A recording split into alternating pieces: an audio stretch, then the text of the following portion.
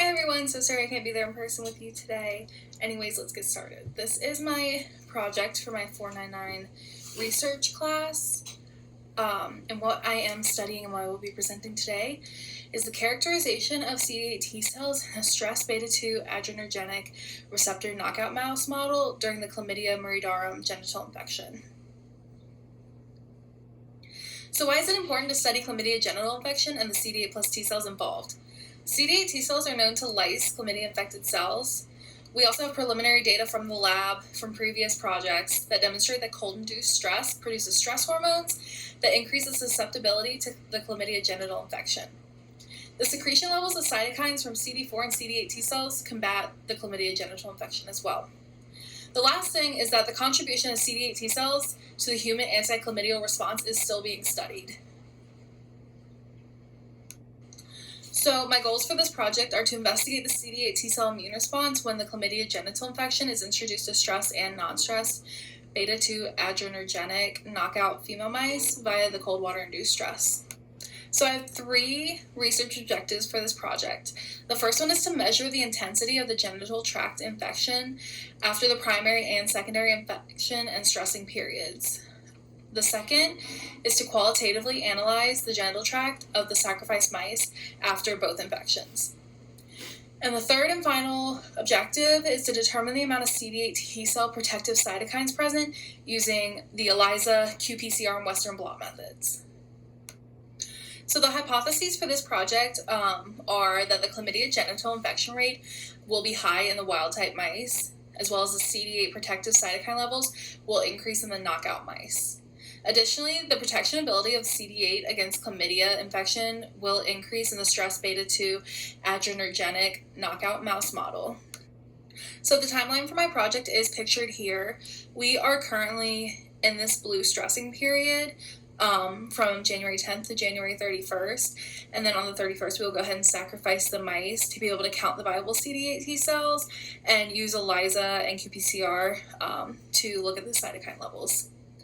And then once we analyze that data, we will go ahead and start again at stressing the mice, and we'll just do the whole thing again to get the secondary round of data to confirm our results. At the conclusion of our experiment, the results we expect to see are higher instances of infection intensity in the stress wild-type mouse as compared to the stress knockout mouse.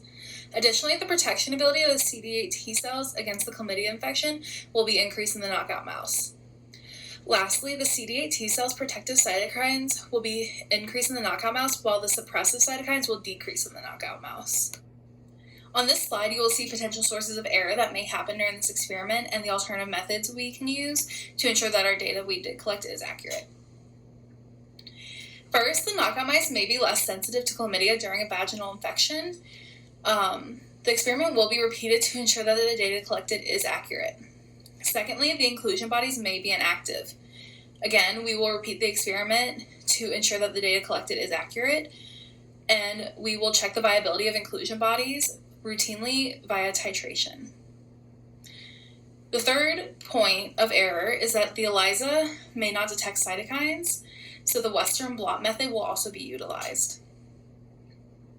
To avoid bias occurring during this experiment, we ensure that all the mice receive the same and proper treatments during stressing periods and during the inoculations. Lastly, data analysis errors could occur due to faulty calculations. This is combated using multiple methods to count, using ELISA, qPCR, and by cell counting, and the instructions will be followed properly. We will also use fresh reagents and proper pipetting techniques to prevent cross-contamination. So that is all I have for this presentation. Since I can't be there in person, on the next slide, I have listed frequently asked questions and the answers to them.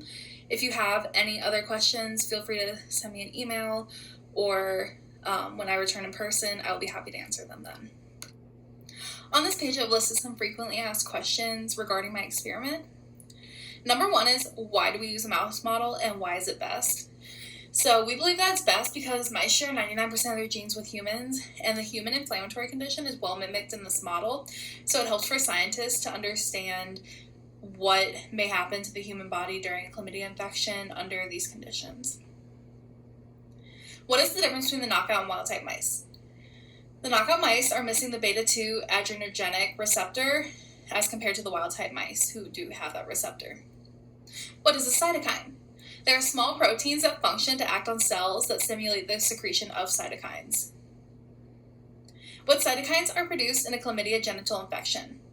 So various interleukins, interferons, and tumor necrosis factors are produced during chlamydia genital infection. What is the beta-2 adrenergic receptor and why is it important? So the adrenergic receptor, it controls key physiological functions by inducing hormone signaling cascades. And the beta-2 adrenergic knockout mice lack that beta receptor needed to shed the infection. Thank you.